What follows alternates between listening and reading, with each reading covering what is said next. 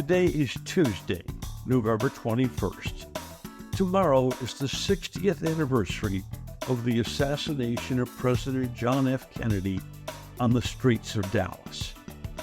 And if you're wondering what it must have been like on the streets, the panic, the incredible search for information of what was going on, fortunately, there's a man who can tell us.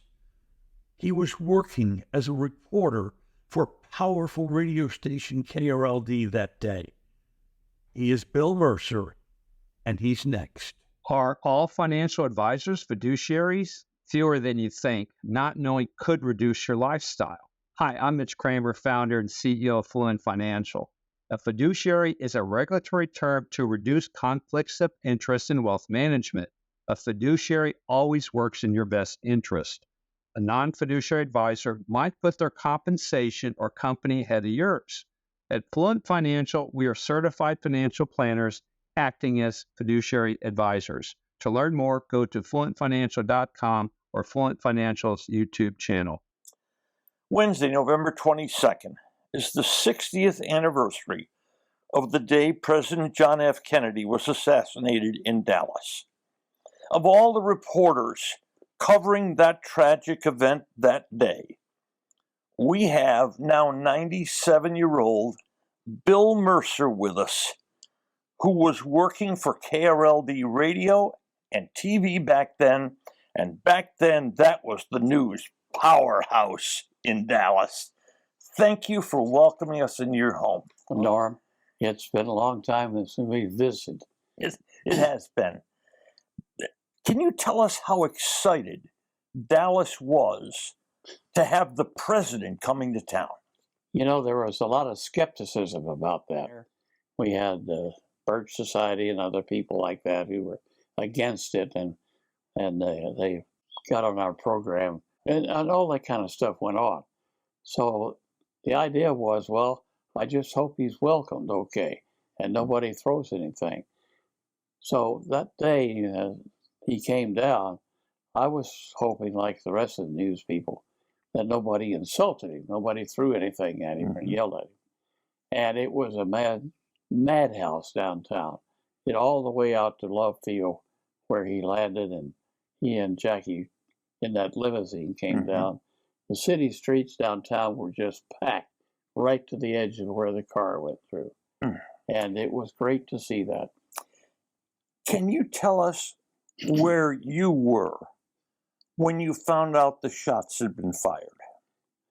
Well, I had a duo broadcasting career at the time. I was doing baseball, minor league baseball, in the summer, and then I went over to the news department in the fall.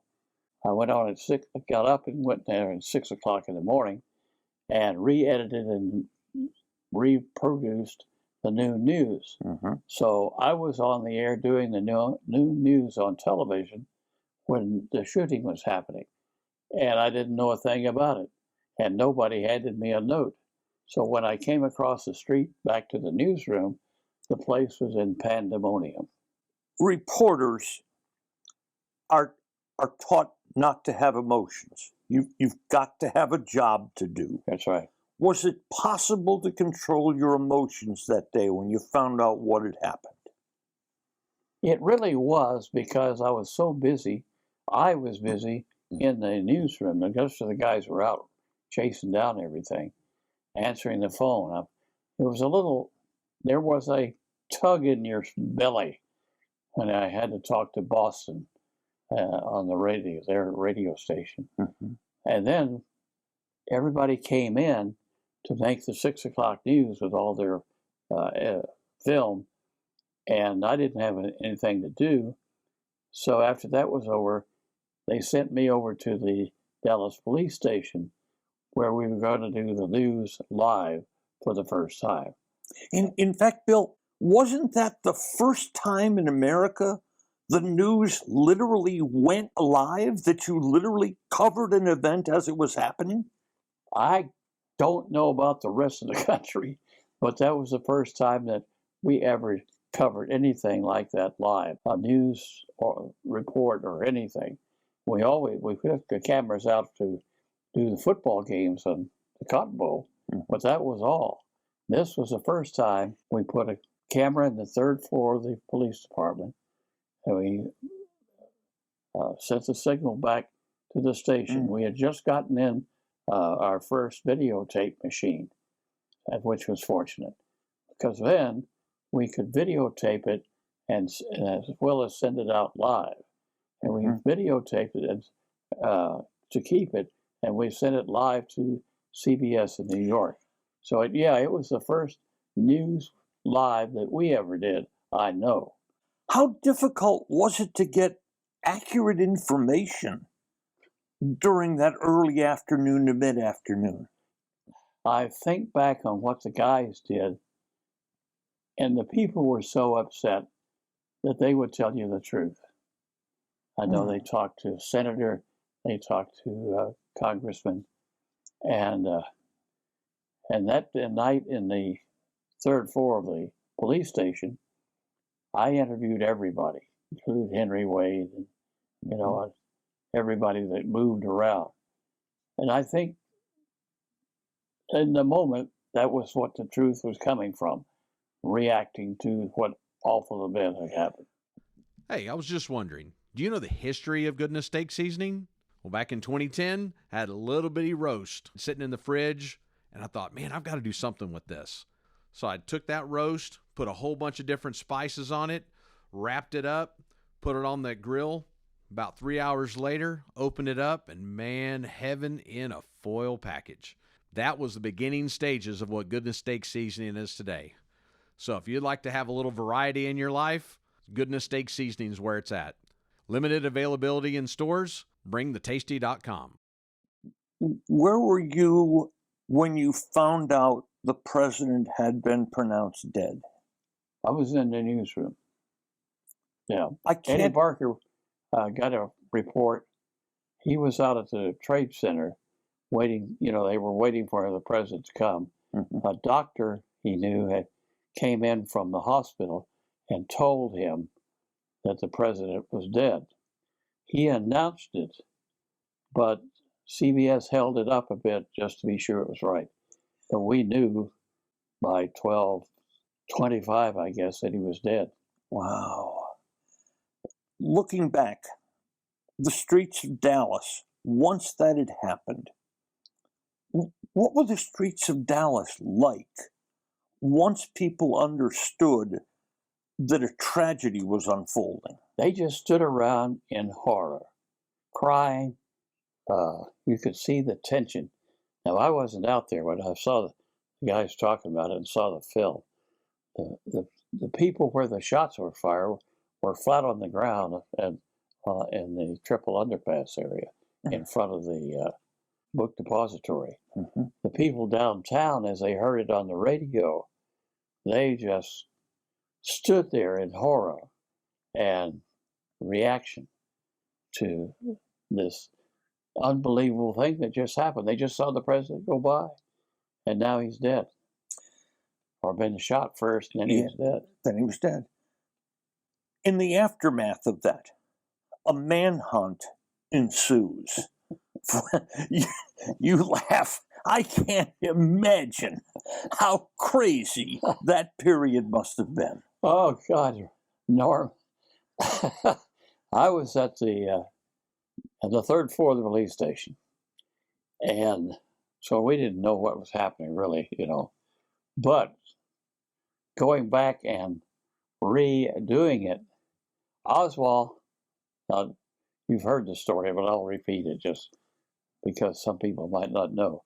Oswald had the 3 shots, got up, put his rifle up above on an area above his area that he was in, on the 6th floor. It had those boxes around him. He walked downstairs. This has all been verified and it's in our book. Picked out, got a Coke from the machine. Now there wasn't a street on the east side of the book depository then. He walks outside and walks over toward the traffic on Elm Street? Elm Street, yeah. The cops then came in behind him. because they were racing to the place, and he got out that fast. Oh, my.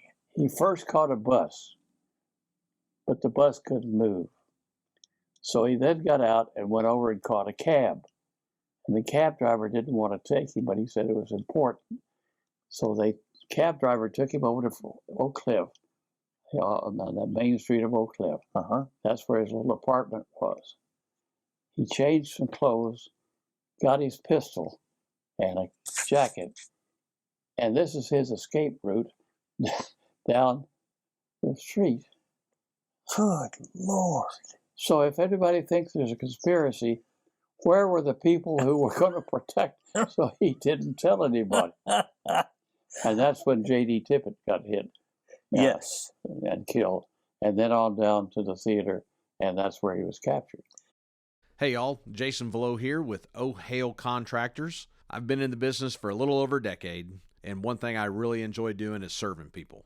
I want to see things made new again, and I can help you through that process by making the insurance claims process understandable and almost easy, believe it or not. Also, I can give you great suggestions on the best roofing system and even ventilation for your home, which ultimately makes your shingle last a little bit longer, even in Texas. So, if you'd like some help with that, you can call me at 972-567-5766 or find me at ohhail.com, and that's OHHHAIL.com.